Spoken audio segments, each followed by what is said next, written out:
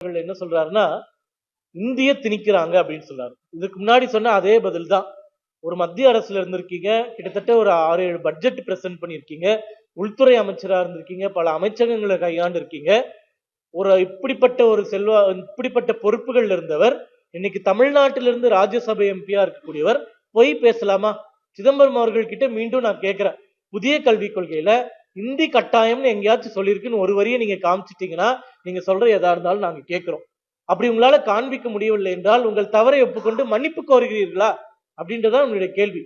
அரசாங்கம் என்ன சொல்லுதுன்னா இந்தி கட்டாயமா வேண்டாம், எந்த மொழி வேணாலும் 3ஆவதா படிச்சுக்கோ. நீ கேரளா பார்டர்ல இருக்கீங்கன்னா மலையாளத்தை படிச்சுக்கோ 3வது லாங்குவேஜா, ஆந்திரா பார்டர்ல இருக்கனா தெலுங்கு படிச்சுக்கோ, கர்நாடகா பார்டர்ல இருந்தனா கன்னடா படிச்சுக்கோ, இல்ல வெளிநாட்டு மொழி வேணுமா பிரெஞ்சு படிக்கிறியா, ஸ்பானிஷ் படிக்கிறியா, ரஷ்யன் படிக்கிறியா, எது வேணாலும் படிச்சுக்கோ 3வது மொழியா.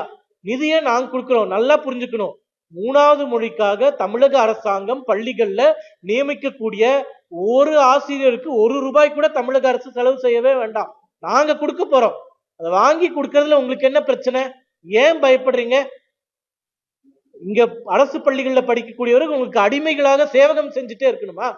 உங்க பிள்ளைங்கள்லாம் தனியார் பள்ளியில 3வது மொழி படிக்கிறீங்களே.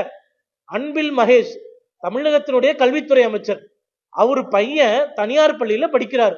2வது மொழி என்ன தெரியுமா? பிரெஞ்சு. முதல் மொழி என்ன தெரியுமா? ஆங்கிலம். தமிழே படிக்கல. அப்ப உங்க பிள்ளைங்களுக்கு எல்லாம் மட்டும் தமிழ் வேண்டாம், வேற மொழி படிப்பீங்க. எங்க பிள்ளைங்களுக்கு தமிழ முதல்ல சொல்லிக் கொடுங்க, இங்கிலீஷ் 2வதா சொல்லிக் கொடுங்க, 3வதா ஒரு மொழியை சொல்லிக் கொடுங்கன்னா அது உங்களுக்கு கசக்குதா? அதுவும் எங்க காசுல சொல்லிக் கொடுக்க சொன்னா கசக்குதா? அதனால இந்த பொய் பிரச்சாரங்கள்ல வேண்டாம்.